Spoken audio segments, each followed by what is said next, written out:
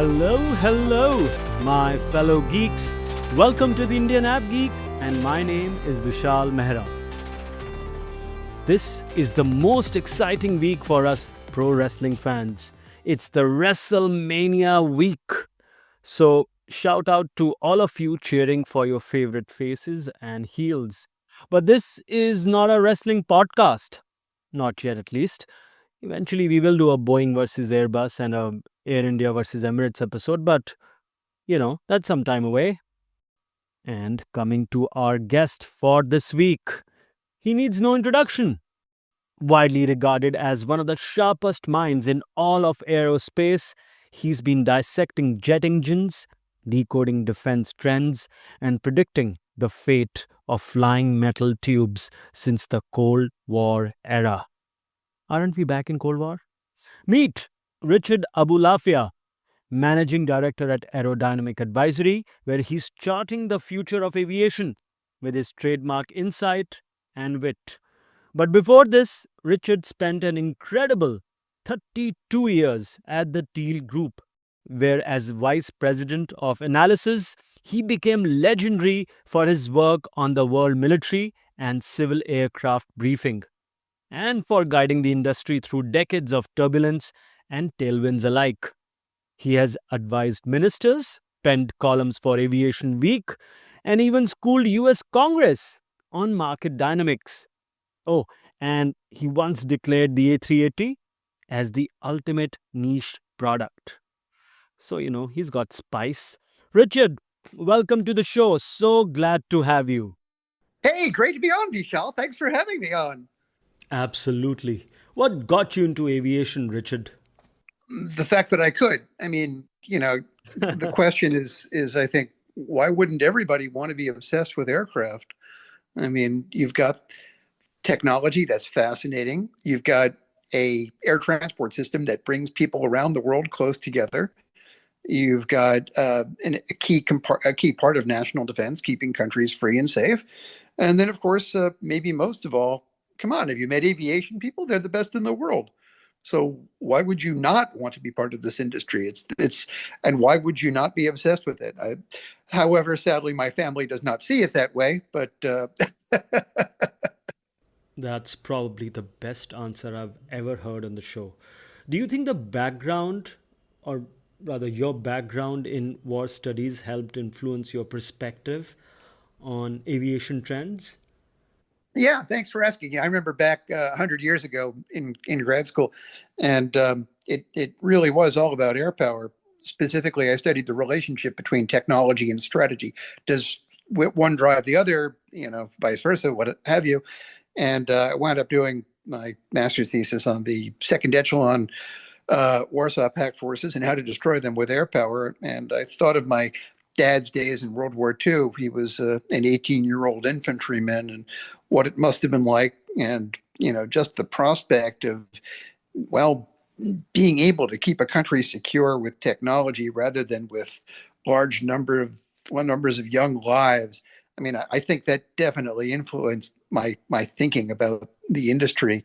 And just because, if you're studying war studies in grad school, inevitably a lot of it does come down to airplanes. And again, that really gives you that bite that says this is the coolest thing on the planet. Absolutely the coolest thing on the planet. As you know, this is the Indian Av Geek after all, and I have to get your views on this.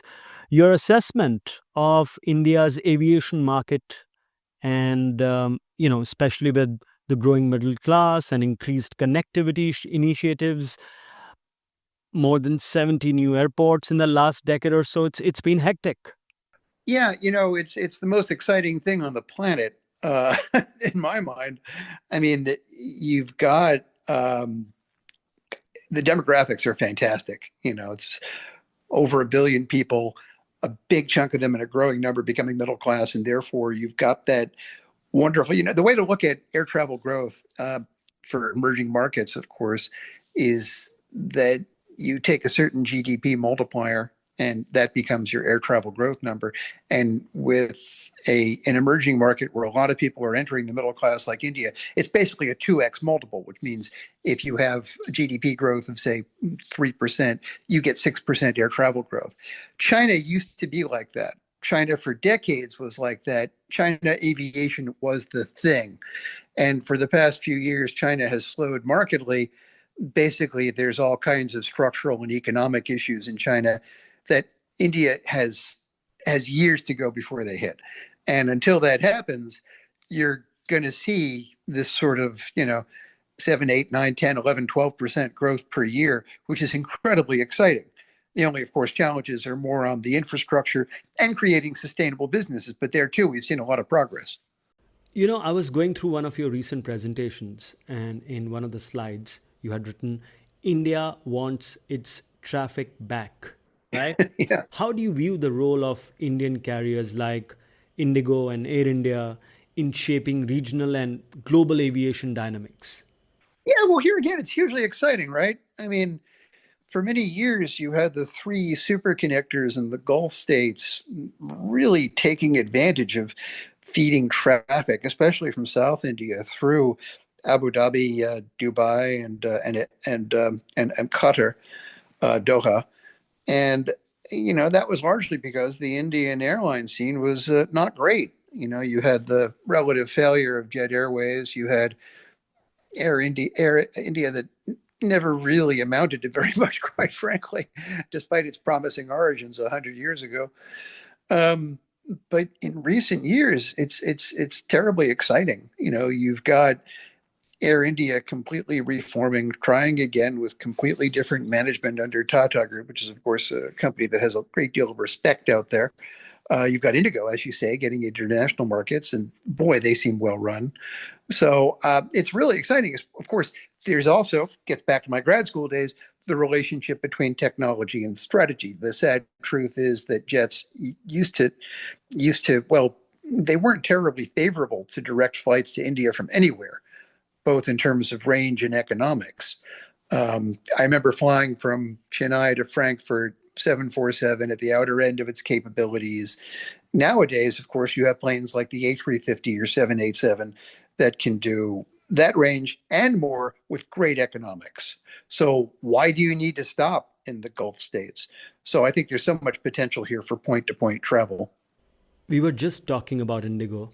Warren mentioned that Rakesh Gangwal, one of the co founders of the airline, is now chair of the Southwest board.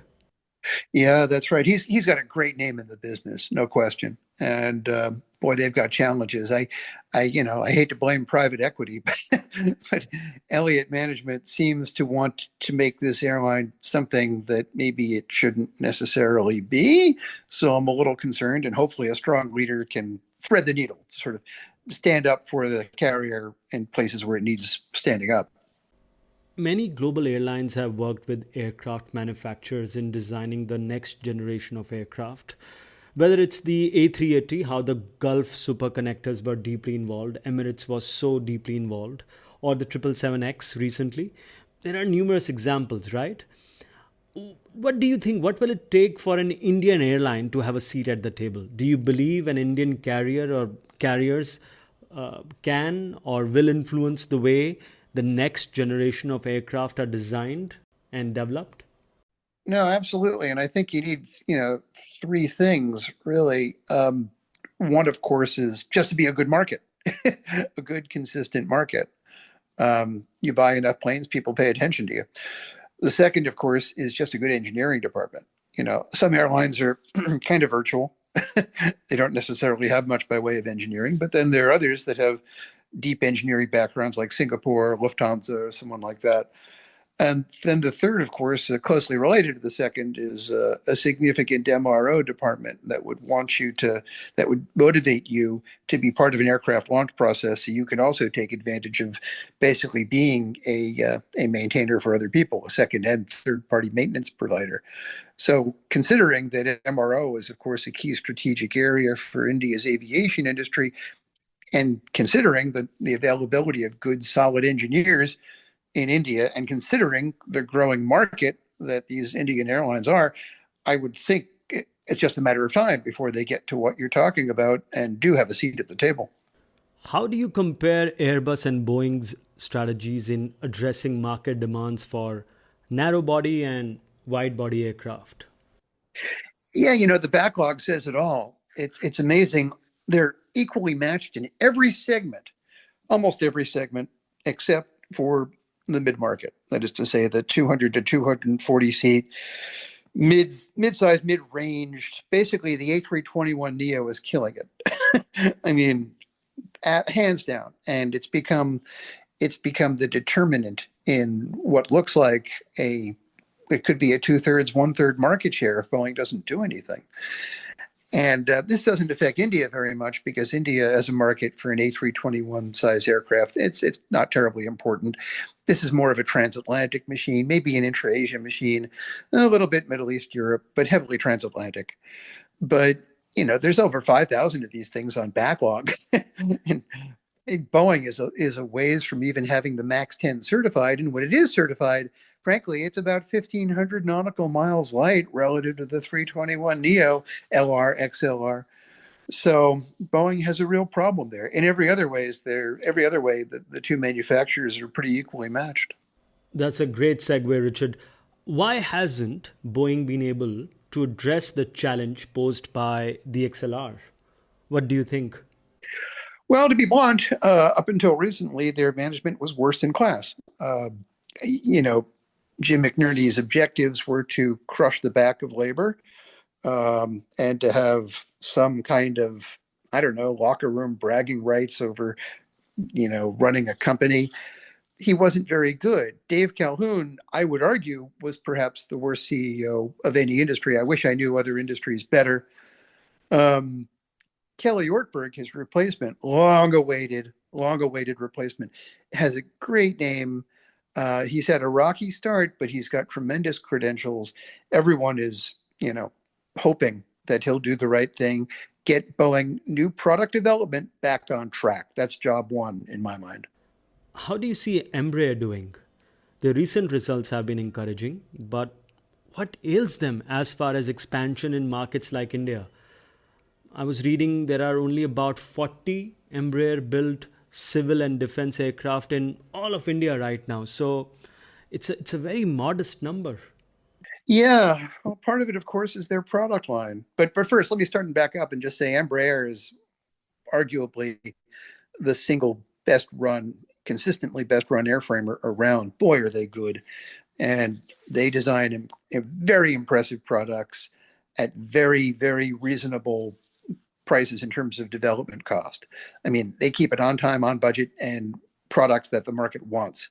So all kudos for them. But at the end of the day, their biggest jet is 120 seats. There's not much of a regional market in India.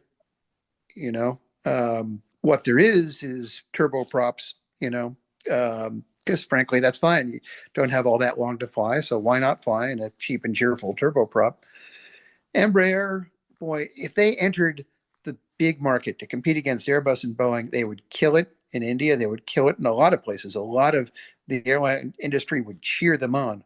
But we have to sort of step back at some point and say, this is a company that has 5.3 billion in revenue last year. Developing a jet costs, probably two or three times that. That is a major challenge. I hope they do it. I'm sure there are a lot of people who hope they do it, but barriers to entry in this business, it's very tough.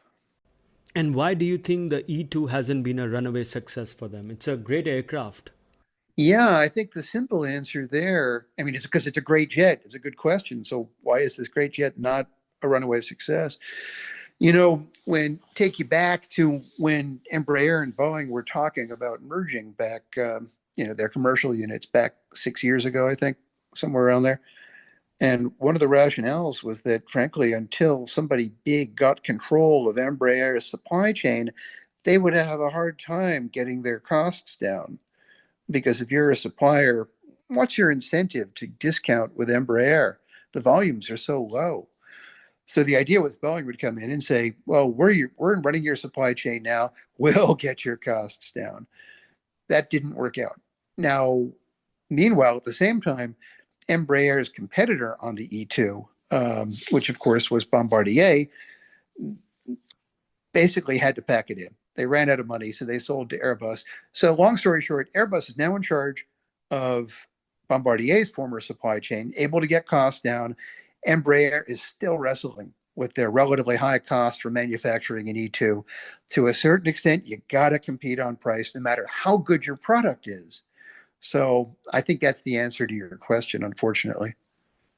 Staying on Embraer for a second more, you were just complimenting on how well run the organization is. I think last year there was this piece in Wall Street Journal which mentioned Embraer's next generation narrow body aircraft posing a direct competition to the A320 737 family. What do you think of its prospects? Everyone would cheer them. It would be fantastic. We did a breakdown of what it would take to develop. And basically, if you assume this would be a $10 billion project to develop a jet in that class, okay, they can do, based upon their historical levels of spending on R&D and development, they can do probably about a third of that. Okay. They can probably get another 20% from risk and revenue sharing partners.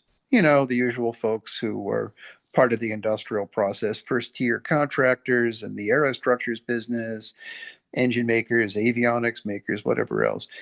Well, that leaves you with 45, 50%. Where does that come from? I don't know. Now, there are some people who think that the financial markets would be up for it. I don't know about that because this is a long term payback business. There's the possibility that maybe a country like India or Saudi Arabia, people who want to get into the aviation business but don't have a pathway in, could become very big partners. But that would require an awfully high level of government coordination. You can't rule it out, but it would be something we've never seen before in this business. So again, wish them all the best. Hope they do it because they'd crush it. And India would be a terrific market for this jet. But there's still the small matter, I guess you could say, of where that 5 billion or so is going to come from. It's such an intriguing point you raised there, Richard. Last year, Embraer CEO Francisco Gomez Neto was in India and was alluding that demand for their jets in country perhaps might result in a FAL, right? Which India has been clamoring for a long time. Couple of weeks back, during the Airbus summit, the Airbus CEO was asked about a possible FAL in India, and he basically said that that's not going to happen, guys. At least not till the next generation of aircraft come into the picture. But till then, we will increase value addition from the Indian industry in terms of supply chain, right? In your experience, is this like a chicken and egg situation? You were talking about the importance of government's role. Do you think a final assembly line would help the Indian aviation ecosystem? How could it not, right? I mean, you look at a final assembly line, and there's always that multiplier effect, the other contractors that show up and build facilities, provide jobs, and then, of course, sustainment jobs and whatever else. This is, of course, a guaranteed way of growing India's aviation presence. It's just that it's a question of, I suppose, priorities for the Indian government. If they want to grow the country's aviation business, this is a great way to do it. And there are success stories. China is sort of fascinating. People focus on the Tianjin FAL for the A320, huge success. But they had tried several times before. There was a McDonnell Douglas FAL in Shanghai for many years. It was a disaster. And there was an Embraer FAL, believe it or not, in Harbin. Yeah, it was kind of a disaster. Then Airbus struck it rich. They got it right. And it's been a huge success for China aviation, I would argue, probably for the broader economy, although, of course, like India, China has a very diverse economy. Uh, could India do the same thing if it wanted? Yeah. And I would argue it would have tremendous benefits. However, there's a couple of complications. One is if they wanted that line with Embraer, That's billions of dollars. They have to help Embraer co-develop that jet. It can't be Boeing because Boeing has an agreement with the 737 MAX that basically says, with its labor unions, they have to build it in the Puget Sound, Washington State area. That might change with the next generation, but for now, that's that. As for Airbus, frankly, they're winning in India. Why should they change? They can be complacent, right? Yeah, they have very little incentive to shake up the apple cart. Though one could be forgiven for thinking that with so much business and orders from India, they can think of an FAL. They are the only game in town, or one of the two games in town, in a demand-driven environment. Exactly. Exactly. So that's the sad truth. But I love the idea. I mean, it's funny. Back until frankly 6 months ago, I would be a lot less enthusiastic about the idea. But it looks for all the world like the Trump administration's policies are to very badly damage American aerospace manufacturing with these tariffs.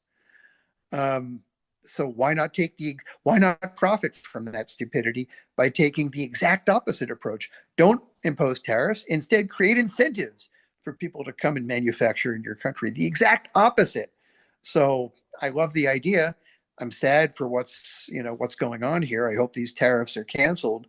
But until they are, other people can take advantage of a situation that's really not at all good. Richard, you were talking about how McDonnell Douglas had a FAL in Shanghai. Not so successful. Same for Embraer, right? But then you also mentioned how Airbus struck gold. I want to know, what did Airbus do right for their FAL in China? Yeah, great question. I love that. The whole story of China aviation is fascinating. And basically, there's this school of thought from way back when that you had to negotiate everything with the central government. The central government was in control. And that wasn't really true. In reality, you had a lot of airlines that were able to get their orders through the central government, but ultimately they were the ones responsible for specifying the equipment. So there was an old saying in China, the emperor is far and the mountains are high. You have a great level of autonomy. You could make these decisions. With McDonnell Douglas, they thought it was a matter of simply talking to the people at the top, and that would inevitably result in jets that would filter down the system. And as a consequence, it was a fascinating moment. The airlines kind of regarded these jets as not good. And five of the jets that were built in Shanghai had to be exported back to the US where they were purchased by TWA. Whereas Airbus, they went straight to the airlines and sold directly, and then ultimately used that as leverage to convince the government, hey, everyone loves our jet. You should work with us on a FAL.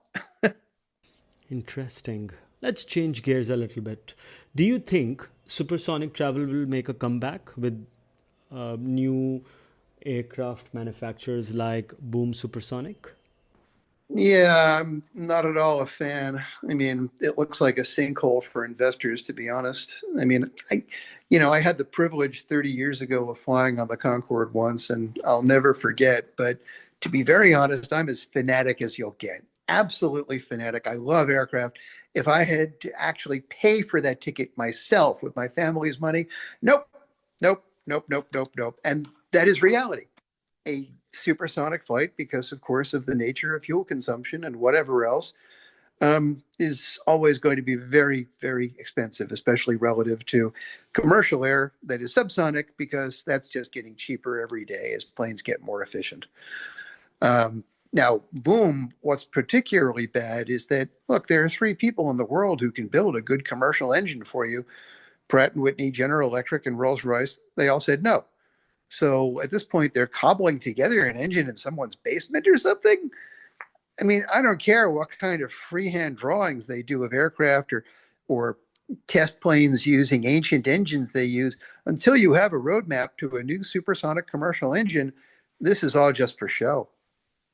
So you don't see the aircraft flying commercially within the next 5 years or so? Regrettably, no. All right. We were just talking about China. What's your assessment of Comac's progress in narrow body and wide body jets? Yeah, it's been a slow road. I mean, it's been, gosh, I think the development of the 919 began around 2007, 2008, and they're starting to deliver it. We know this much. It's been a lot more impressive what they've done than the C909, the ARJ21. That was a disaster. They built maybe the worst aircraft ever known to enter serial production. The 919 is hey, it looks a lot like an A320 Neo. It's a little heavier. It's about 500 nautical miles less in terms of range. We don't know a lot about product support. We don't know a lot about their ability to manufacture at rate. But hey, if they're just designing it for the home market and a limited export market, they did something that nobody has done since, well, within my lifetime, which has entered the jetliner business. Nobody has entered it. People say, Airbus 1969, which of course is total nonsense because everything Airbus does is on the backs of what was done by the companies that make up Airbus. And they'd been building aircraft since World War One. But nobody has entered this business except for China, and well, since really World War II. That's pretty impressive. Um, Now we'll see what happens next. As you say, they're designing a wide body, the 929.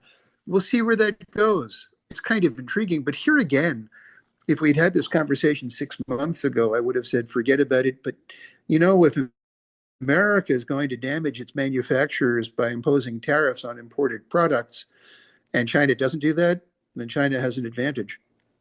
In fact, the first sales campaigns outside China have started for the C919.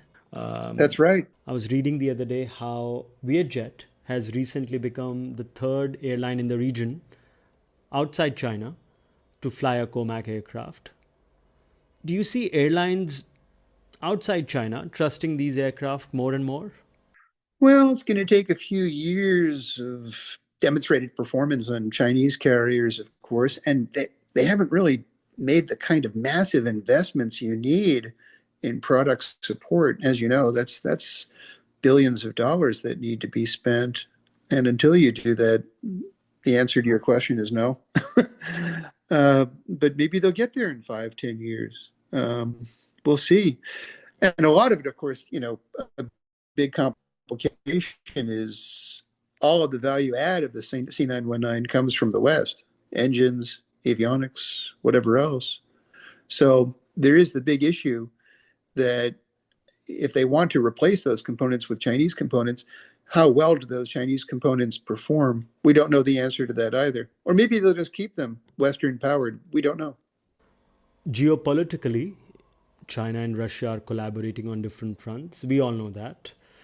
What do you think about China Russia collaboration on commercial aviation? Do you think they have the potential to converge and work together to make a strong number three or a number four player in the industry? Do you Great see? question. I really don't see what China would gain from Russia. It's a huge complication because of sanctions, because frankly, you know, the Russian way of doing business is very different from the Chinese way. But most of all, if you look at the history of what Russia thinks should be a joint venture, it's basically simple. Basically, they think instead of 50-50, the way the Chinese think, they think we have intellectual property, you should buy it from us. And it is exactly what India found out with the FTFA program back, I believe, 7 or 8 years ago. You probably recall it was going to lead to what became the Sukhoi 57 combat aircraft. And increasingly, India's government noticed, wait a minute, this isn't a joint venture. This is you asking us to pay for intellectual property you already have. That is not a joint venture. And of course, that's how it fell apart. And it looks, for all the world, like that's how the CR 929, the original 929 was the China Russia 929. And it increasingly looked like the Chinese were looking at them and saying, wait a minute, this is not a 50-50 JV. This is you wanting us to pay you for your intellectual property. So I just don't see this working. In your March 2025 newsletter, you mentioned dire consequences for the aviation industry due to tariffs. Delta recently mentioned that they will not pay any tariffs. whatever that means, I guess. What kind of an impact do you think it'll have on Boeing? And will it be an advantage for Airbus by default? Well, Airbus will get hit a little bit too, of course, because, it's got its FAL in Mobile, Alabama, and they have to import a lot of stuff into that. We don't even know how the Airbus jets will get treated. And of course, they'll be retaliatory and retaliatory, retaliatory. But on balance, yeah, I think Airbus will come out ahead. Supply is the problem, not demand. You wrote that in one of your notes recently. When do you see supply side getting sorted? Wow. Yeah, that is the big question in the industry. And as a matter of fact, I was just at the aerospace event, a jetliner conference in Los Angeles last week, and that was on everyone's mind. And it's kind of like playing one of those ridiculous carnival games, whack-a-mole, where the mole pops up and you hit it with a hammer. It doesn't seem to end. Titanium castings and forgings, whack. Interiors, whack. Coatings, whack. Semiconductors, whack. And now there's this damn SPS fasteners fire that's taken 10 to 15% of fastener capacity offline. I mean, just like that.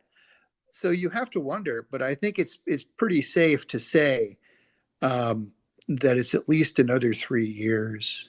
Um, and most of the problem, getting back to the titanium milled product castings and forging, seems to be focused on that. But again, as this fastener fire shows, you don't know what's coming next, which mole is going to pop up from the hole. Few weeks back, Air India's CEO at the Skift India Summit was asked about his fleet. And he mentioned that it'll take about 4 to 5 years for that to be sorted out due to supply chain issues and so on and so forth. We all know the problems Lufthansa has been having due to their Allegris seats. Where are all the supply chain bottlenecks, according to you, Richard? Well, they keep popping up, and there's an old joke in the business that you might have heard, which is, question: How many parts does it take to build a jet? Answer: all of them. In other words, yeah, fasteners are tiny, right? But you take 10 to 15% of capacity offline, and okay, that's a break. That's a break on production. There's your latest mole popping up. The one thing that everyone seems to agree, the one hard and fast, unless something changes, and there was a fellow at the conference last week, Mesh Fagenbaum, who did a great speech on the limits associated with, well, mostly engine castings and forgings, titanium. Said the limit was probably in the range of, I believe, about 120 narrow bodies per month, putting a brake on things there. Now, it could be that there are so many other obstacles, so many other bottlenecks that we don't get there for a while, but just on the basis of existing capacity, that might be a limit right there. Um, so, the answer is it's the flavor of the moment, pure and simple. But it could be that, you know, when Airbus tries to get to their stated goal of rate 75, they run into that castings and forgings wall. But on the other hand, of course, if Boeing can't get out of its own way and get above rate 30 something with the max, maybe that frees up space for Airbus to get to that capacity first. The order backlog has now grown to 17,000 aircraft. And I'm quoting one of your recent reports. When do you see these backlogs getting sorted? And when do you think the last of those 17,000 aircraft will get delivered? Well, this industry is funny. I think in most other industries, a backlog is a challenge. Like, oh, we've got a real problem, and we do have a problem. But in this industry, there is the natural backlog um, of airlines planning for the future. Another great bit of aviation humor, lots of jokes out there. But if an airline makes money, it orders planes. If it keeps making money, it takes delivery of those planes. Isn't necessarily an immediate connection. But so let's slightly change your question a little bit, if you don't mind, and say when does the backlog become, you know, natural rather than, oh my God, I want my jet, you know. And that looks like it's a 2030 story. It sure does. So your Air India colleague, um, 4 or 5 years, I think, just to get things sorted out. Then a few years beyond that, right, to sort of go at rate if you're at rate and able to sustain that rate. So it's a 2030 story to be sure. I keep reading how certain airlines are ordering aircraft now for 2032, for 2034. So, yeah, Boeing has about 145 odd 737 Maxes in inventory. When do you see those getting delivered?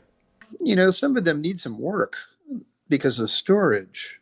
Depickling them, as they jokingly say, that might take some time.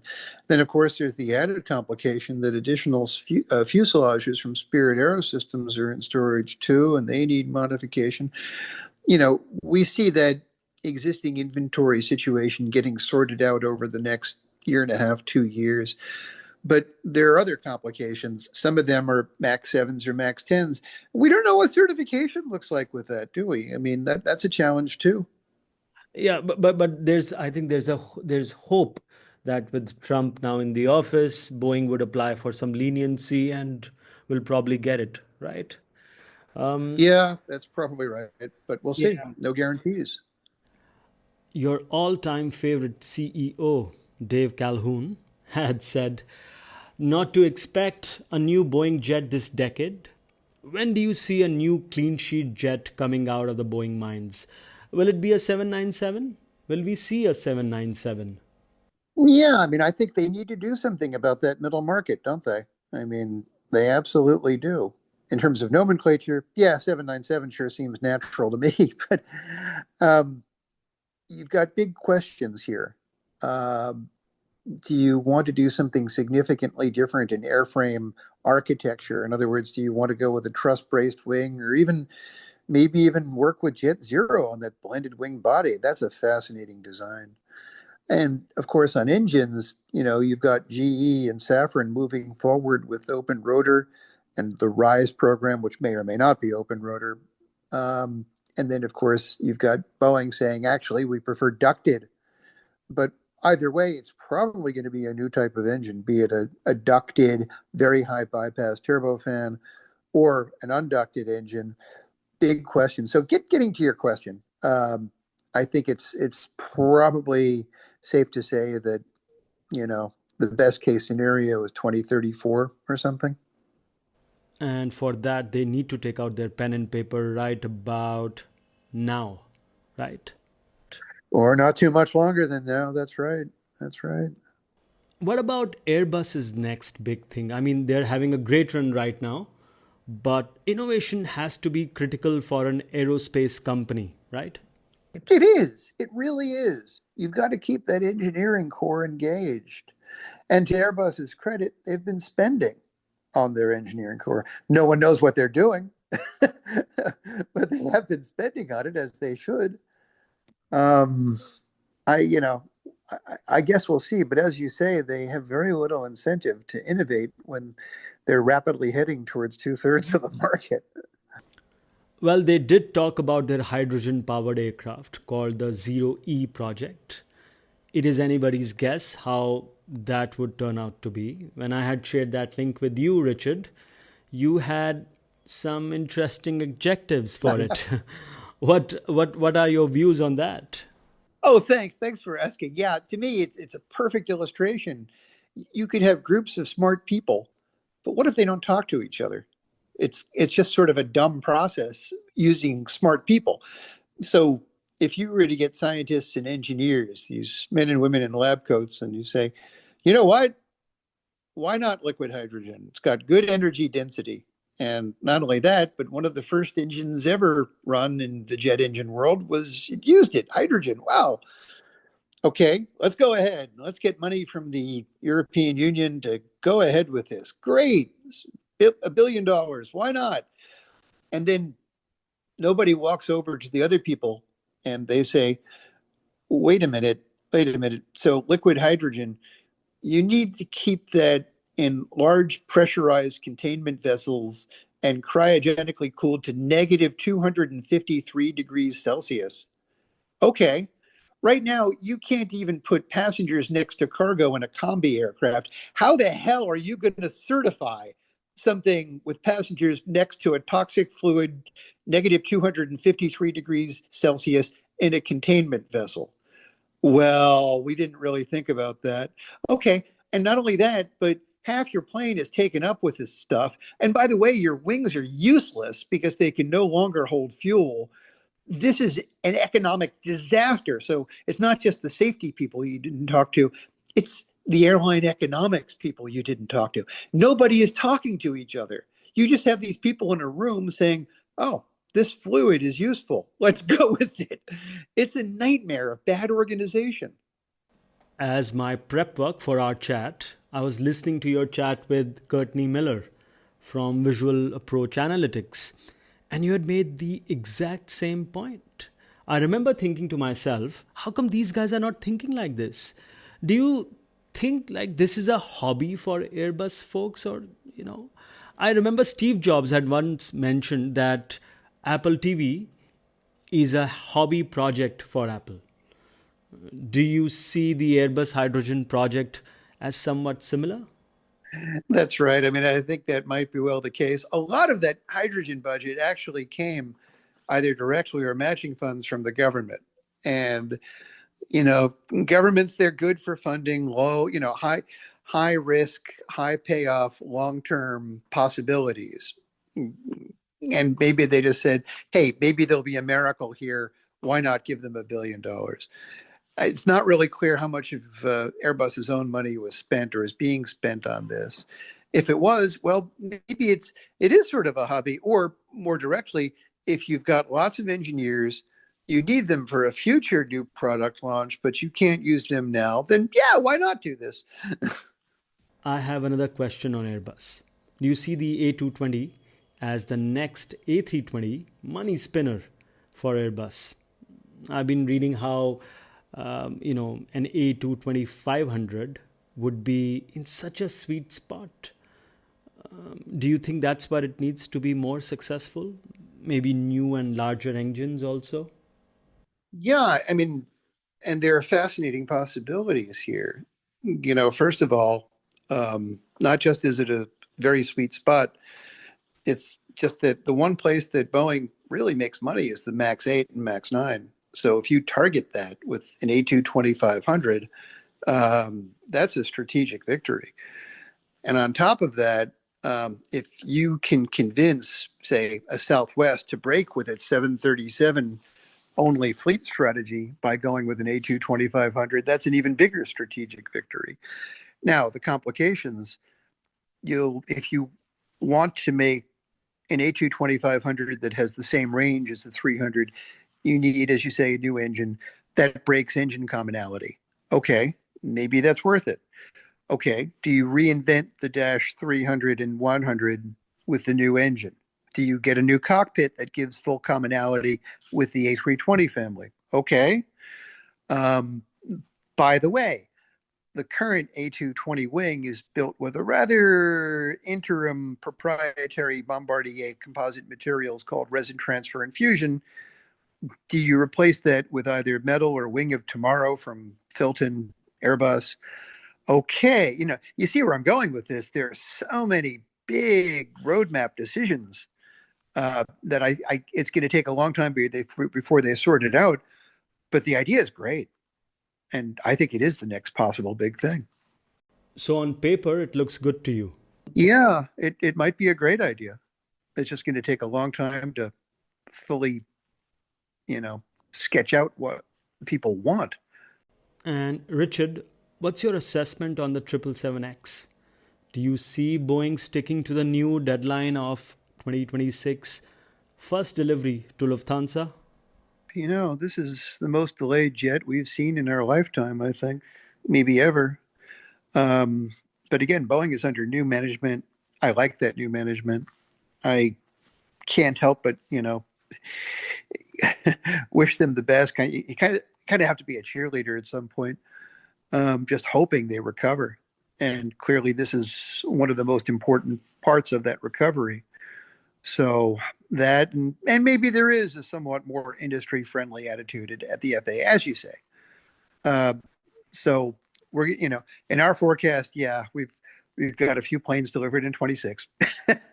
Okay, we will keep our fingers crossed. Let's keep our fingers And I crossed. think it goes without saying that the industry needs a strong Boeing, without a shadow of a doubt. We were talking about the NGNA. Do you see Embraer betting the company on it? I'm quoting one of your statements from a recent report, by the way. I want it to happen, but I have to sort that. I have to keep that separate from will it happen. I really want it to happen. Will it happen? I think I give it 30% if I had to put a number to it.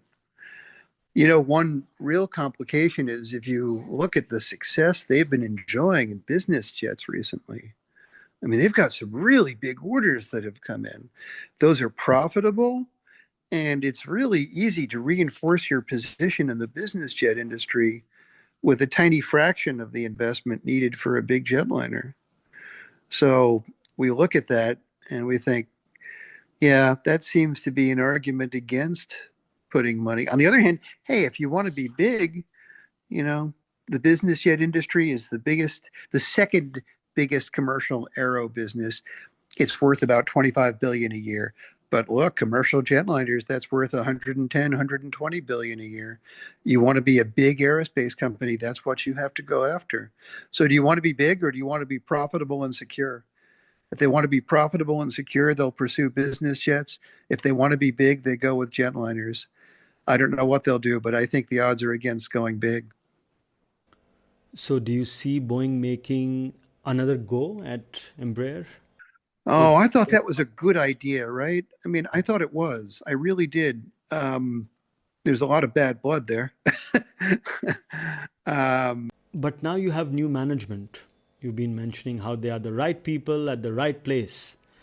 An engineer is in charge. That should evoke some confidence. it should.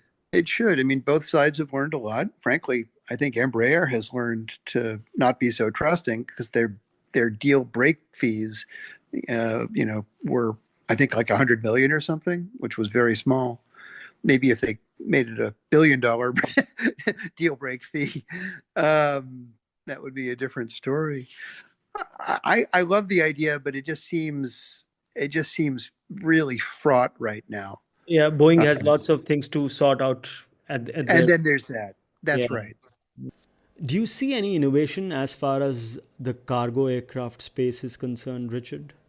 Yeah, the problem with the cargo market, of course, is that it's percent of everyone's segment. You can't design the perfect cargo plane because there's so many different categories of cargo jet needed. The other problem, of course, is that it's a lot less cost sensitive than passengers. You and I might think twice about paying this, that, or the other. Cargo people tend to just pay if they need to ship semiconductors, they just ship semiconductors. So there's a lot less incentive for cost driven innovation in cargo. So I'd like to say yes, but I'm afraid I don't see it. We spoke extensively about the government's role. You have advised governments extensively in the past. At Teal earlier and now at Aerodynamic. Can you share some insights from your time advising governments and financial institutions on aerospace markets? Yeah, thanks for asking. For one thing, don't put all your eggs in one basket. I've seen any number of government schemes that revolve around you know, one aircraft and it's a high risk aircraft. We're going to devise the perfect, I don't know, eVTOL or something like that. Or, maybe that supersonic jet, no, no, no. Or a new company, just a completely new. And that's why I think the Embraer thing is kind of interesting. It's an established player going after an established market with established technologies. That's the kind of thing that maybe a government might want to consider. Because a lot of stuff that I've seen out there has been really, no, just way too risky, whether it's in terms of the producer or the technology or the market they're pursuing. And that's why so much government money hasn't gone into manufacturing, it's gone into leasing. It's so much safer to put your money in leasing and just buy assets, lease them out. You'll never go bankrupt. I spent some time in Taiwan a few decades ago in the aftermath of the MD-12 project, and they were looking at this, that, and the other. And looking back, if they'd simply put the money into, say, a broad basket of subcomponents and of course leasing and maybe some maintenance, repair, and overhaul, that would have been a much bigger success. But instead, they were looking for some kind of grand slam home run. What if we built our own business jet or something like that? That never seems to work. Now I have to ask you about eVTOL. Are they viable for mainstream adoption according to you? I'll fly one when, when I fly a helicopter. I mean, they're helicopters at the end of the day. So I don't really understand the fuss. I love the idea of an electric helicopter, I guess, but helicopters are helicopters. They're terribly expensive, and there's a reason I don't fly in them. They're very expensive. So I really don't understand. And I don't understand the investor enthusiasm to create dozens, scores, hundreds. Maybe a couple will survive as interesting innovators. But, as Lilium and Volocopter have shown us, there's going to be a lot of dead bodies coming here soon in terms of company business plans and bankrupt businesses. I don't like I don't like the way this has gone at all because it looks like a classic investment bubble. So you're not a fan. I get that. Um, No, not Now, really. 35 years of experience in the business now, maybe more than 35. What's been the most surprising trend or development in aerospace that you have witnessed, Richard, in your entire career? The global strength of aviation. I started in the late 80s, and so much of it was basically 8 or 10 flag carriers. Pan Am was still there. British Airways, Lufthansa, Japan Airlines, Singapore. Um, the idea that you'd see the kind of growth numbers that have enabled China and India to become aviation powerhouses and other markets too, particularly in the Middle East. That emerging story, that emerging market story, that's been phenomenal. Now, if it were 1988 and I was asked about how that would happen, or if it would happen, I don't know. Would I have really been shocked? I don't think I thought about it. So maybe it's less surprising and maybe just a failure of imagination on my part. I don't know, but it's tremendously heartening because you look at the impact on the world. Hey, tech, we can make an argument. Maybe there's some good, maybe there's a lot of bad. Um, there are so many other forms. Cars, maybe good, maybe bad. But airplanes, bringing people together, providing global mobility, that's been great. And I've just been delighted to see it spread around the world. Let's look ahead then. How do you see the global aerospace industry evolving in the next decade or so, particularly with advancements in sustainable aviation technologies like SAF and others? Well, this industry, it moves slowly. And SAF, you know, that's going to move slowly too. What concerns me about SAF is that we're prisoners of the outside world. We're not going to invent SAF, you know. It's going to come down to chemists if it's feedstock based. It's going to come down to other technologists and scientists if it's e-fuels. You know, we can't single-handedly bring down the price point of SAF. I'd like to think we can, but it's dependent upon other people. I think we'll get there. It's going to be a very interesting industry. Um, in terms of other things, I really think we're poised for change, whether it's in terms of aircraft architectures. Again, very intrigued by blended wing body, or maybe truss braced wing, or maybe something all completely different. I don't know. But I think there's the real chance here that we do see a bit of a split with the past. However, in jet engines, I'm pretty convinced that we have at least another generation of traditional, and maybe not the standard, 10-to-1 ratio bypass engines that we've been seeing for the past couple decades, but at least something that is a recognizable turbine, even if it's open rotor or ultra high bypass. I think we've got at least another generation of that. So that's a conversation we might have after I'm dead, to be blunt. But in terms of airframe shapes, that's quite possibly poised for change. Richard, you were last in India in 2005, and you kindly shared the copy of the newsletter you had written then. Will we be seeing you at the IATA summit in New Delhi, June 2025? That sounds fantastic. I can't wait to get back to India. I need a reason. Sadly, I've never been to an IATA. The truth about me is I'm not an airline person. So June 2025, that's all about Paris and Le Bourget air shows. Now one day I would love more than anything to visit India for an air show. That I would love. But I leave that to the airline professionals, and there are some great people out there who have jobs just like mine, but more focused on airlines and less focused about bending metal. Well, then I'm going to remind you. I'm going to remind you 6 months before the next Aero India so you can come and visit. Excellent. Thank you so very much, Richard. It has been an utter pleasure to speak with you. I've learned so much from you. Thank you very much. No, thank you, Vishal. Hugely appreciate the opportunity to be on your podcast, and it's great to talk with the most dynamic aviation market on the planet. So thank you. I feel incredibly lucky for having this chat with a legend of the aviation industry. I cannot thank the man enough. He's been exceptionally warm since the day I first reached out to him.